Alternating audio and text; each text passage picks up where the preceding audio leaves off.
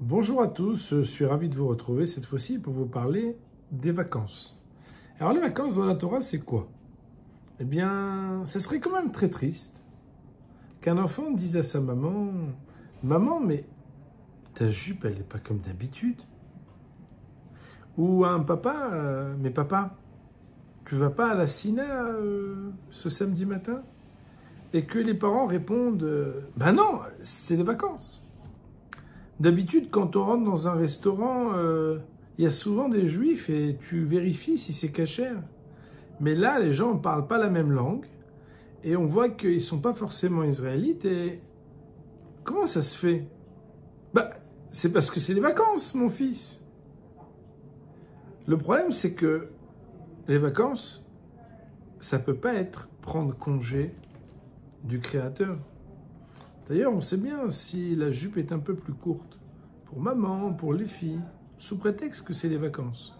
Ou bien que finalement, le Shabbat, ça va, quand on est en vacances, on peut être plus cool. Si ça marchait comme ça pourrait vouloir dire aussi que si de toute façon, quand on est en vacances, c'est pas si important, parce que les vacances, c'est plus important que tout, alors ça veut dire que même quand on rentre de vacances, finalement, c'est pas un principe. Un principe, c'est toujours vrai. C'est vrai qu'il y a des fois des exceptions, mais c'est quand on ne fait pas exprès. Organiser différemment son temps. La manière avec laquelle on mange, on dort, on vit le Shabbat, on vit la cacheroute, on vit la tsniout, la pudeur. On fréquente des gens que d'habitude on ne fréquente pas. D'habitude, ces cousins-là, tu veux jamais qu'on les voit. Tu dis qu'ils ne sont pas dans les mêmes ambiances que nous. Ouais, mais là, ils nous ont invités, ils ont loué une super villa avec piscine, pas très loin de la mer, ça va nous faire du bien, c'est économique. En fait, on montre à nos enfants et on se montre à nous-mêmes que finalement, des fois, on n'est pas si attaché que ça aux valeurs du judaïsme. Et c'est sûr que les vacances, c'est pas ça. Bien sûr, dans la Torah, quand on parle des Masaé, on va le lire bientôt, les épisodes où les Bnei Israël vont marcher dans le désert d'un endroit à l'autre, ça veut dire lorsqu'ils sont en voyage, on nous dit qu'il y a là-bas des nuées. Et les nuées, elles étaient dans le désert pour deux fonctions, deux raisons. La première, c'est parce qu'elles protègent. La seconde, c'est parce qu'elles dirigent. Être protégé, c'est faire attention qui on fréquente, où on va et où on ne va pas. Et être dirigé, c'est parce qu'il y a quelque chose de positif qui se fait. Il y a une continuité. En effet, les vacances, ça doit être dans la continuité de tout ce qu'on a construit toute l'année. Parce que sinon, ça ressemble un petit peu à un verre de cristal qu'on a pourtant soufflé, on a pris le sable, on l'a fait monter à 1000 degrés, on a donné une forme, on a fait tout ce qu'il fallait pour essayer de construire notre maison, notre couple, nos enfants, notre famille, notre conception des choses, ce qu'on appelle en hébreu la hashkafa. Mais parfois, il suffit d'une soirée, d'une semaine, d'un moment où, soi-disant, au nom de la déconnexion, il faut bien souffler quand même, c'est pas possible. J'en pouvais plus de cette vie à Paris. Toute l'année, on était crevés. Et là, ma mâche, vraiment, on s'est dépaysé. C'est vrai, mais à quel prix?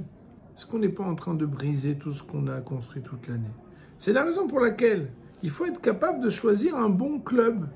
Un club, forcément, ça ne peut pas aussi facilement être un club med, mais ça peut être un club qui serait tamponné par un tampon cachère. Ça veut dire quoi?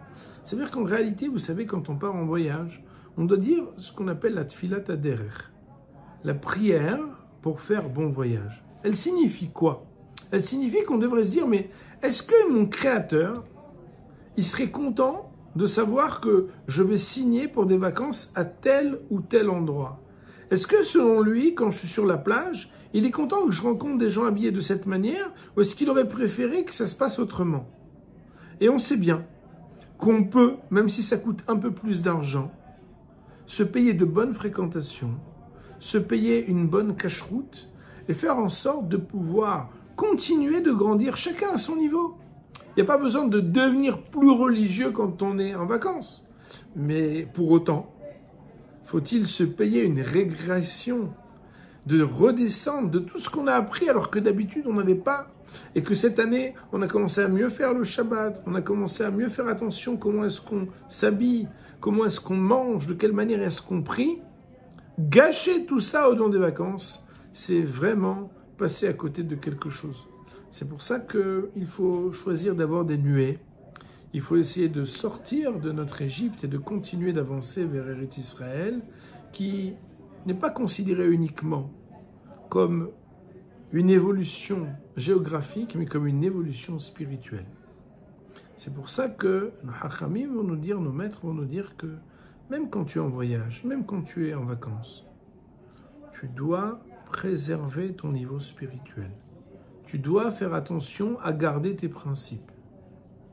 Et passer de bonnes vacances, c'est faire en sorte qu'on a rencontré des personnes intéressantes, on a vu des paysages merveilleux, on a pris le temps de se détendre, de se promener, de rigoler, de bien manger, mais de ne pas gâcher et briser tout ce qu'on a construit toute l'année.